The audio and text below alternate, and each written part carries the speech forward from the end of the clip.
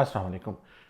German हुकूमत आपके Germany में आने और आपके काम करने का जो तरीक़ाकार है उसको आसान बनाना चाहती है। इसके साथ साथ जर्मन हुकूमत नॉन ईयू कंट्रीज़ के जितने भी लोग हैं उनके लिए जर्मनी में आना और उनको काम करना भी आसान बनाना चाहती है। इस हवाले से बड़े अरसे से कुछ स्पेकुलेशंस चल रही हैं, लेकिन जो जर्मन इमिग्रेशन ऑफिस ने ये जो ड्राफ्ट तैयार किया है इस हवाले से वो मंजर-ए-आम पर आ गया है। ये ड्राफ्ट जो है वो 100 सफ़हात पर मुश्तमिल है।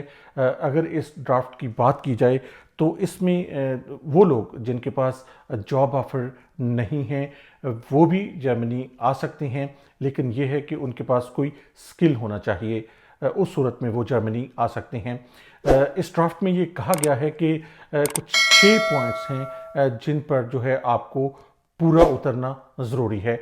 वो 6 पॉइंट्स क्या हैं वो डिटेल में आपके साथ शेयर करता हूँ। उसमें सबसे पहले जो आता है वो है प्रोफेशनल क्वालिफ़िकेशन। दूसरे नंबर पर जो चीज़ आती है वो है प्रोफेशनल एक्सपीरियंस। तीसरे नंबर पर लैंग्वेज स्किल है, और इसके बाद आता है एज, और फिर सबसे लास्ट में आता है कि आपका जो प्रीवियस रेजिडेंस इन जर्मनी। तो ये सारे 6 पॉइंट्स हैं जिन पर आपका पूरा उतरना ज़रूरी है। अगर पॉइंट सिस्टम की मैं बात करूं तो वो कुछ इस तरह से होगा कि अगर आपका जो प्रोफेशन है अगर आप उस मयार पर पूरा उतरते हैं तो उस सूरत में आपको 4 पॉइंट्स मिलेंगे। इसके अलावा अगर आप जर्मनी में पहले से रहते हैं तो उस सूरत में आपको 1 पॉइंट मिलेगा।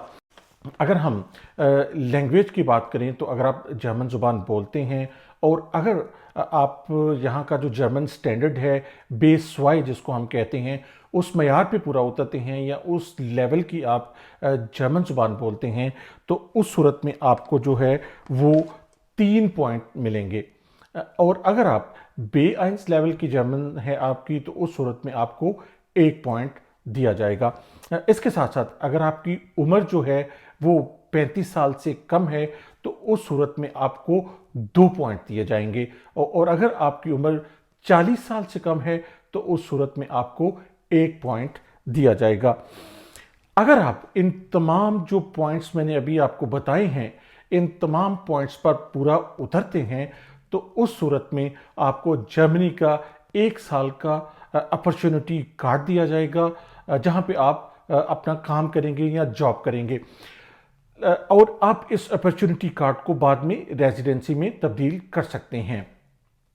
ये कानून अभी पास नहीं हुआ, इस कानून की अभी जो है वो जर्मन पार्लियामेंट से मंजूरी होना बाकी है।